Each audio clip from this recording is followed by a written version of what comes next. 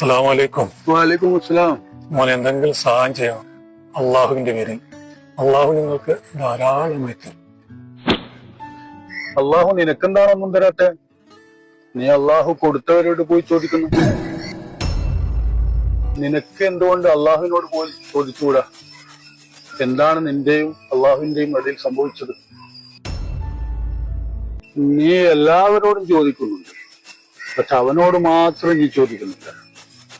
എന്ത് തെറ്റാണ് എനിക്ക് സംഭവിച്ചത്? പോയി അള്ളാഹുവിനോട് പൊറുക്കലിനെ തരും, എന്നിട്ട് ചോദിക്കും. അവൻ ധാരാളമായി തരും. അല്ലേ?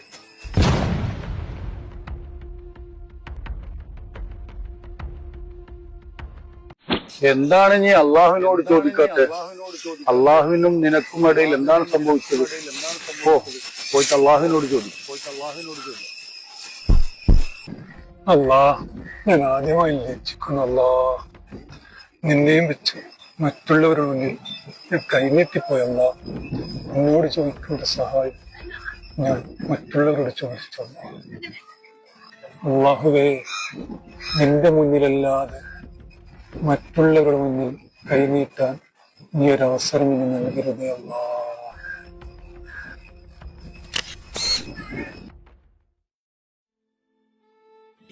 ഇത് നിങ്ങൾക്കുള്ളതാണ്.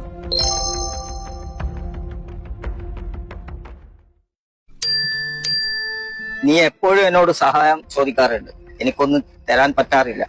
ഇന്നലത്തെ കച്ചവടത്തിൽ എനിക്ക് ഒരുപാട് ലാഭം കിട്ടി. ഇത് നീ വെച്ചോ. നിശ്ചയെടുക്കലെല്ലാം ഞാൻ നിർത്തി. എല്ലാവർക്കും കൊടുക്കുന്ന യജമാനായ അല്ലാഹുവിനോട് ഞാൻ ചോദിച്ചു.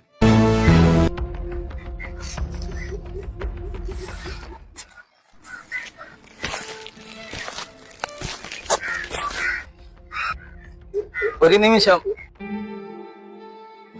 നിന്റെ മറുപടി എന്റെ മനസ്സിനെ വല്ലാണ്ട് വേദനിപ്പിച്ചു. നീ എന്റെ കൂടെ കച്ചവടത്തിന് കൂടുന്നു.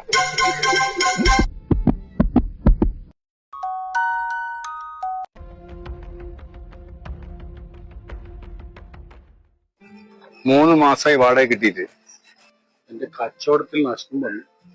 അതുകൊണ്ടാണ് താമസിച്ചത്. ഞാൻ എത്രയും പെട്ടെന്ന് തരാം. നിനക്ക് നഷ്ടം വന്നതൊന്നും ഞാൻ അറിയേണ്ട ആവശ്യമില്ല.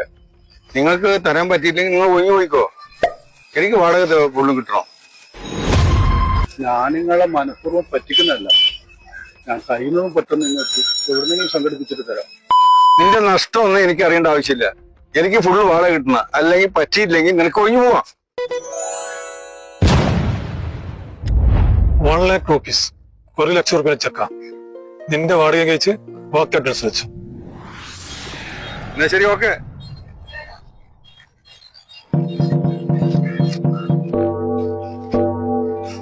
ഒരു മിനിറ്റ്. നിങ്ങൾ എന്ത് പൈസ ആണോ കൊടുത്തത്? നിങ്ങൾ എനിക്ക് യാതൊരു പരിചയമില്ലല്ലോ. പരിചയമായിക്കോളും. ഒന്ന് നിൽക്കൂ.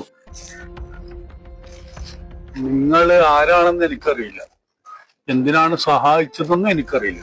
പക്ഷെ നിങ്ങളുടെ ഈ സഹായം ഞാൻ എന്റെ മരണം വരെ മറക്കില്ല. സഹായത്തിന് പകരം ഒരു സഹായം.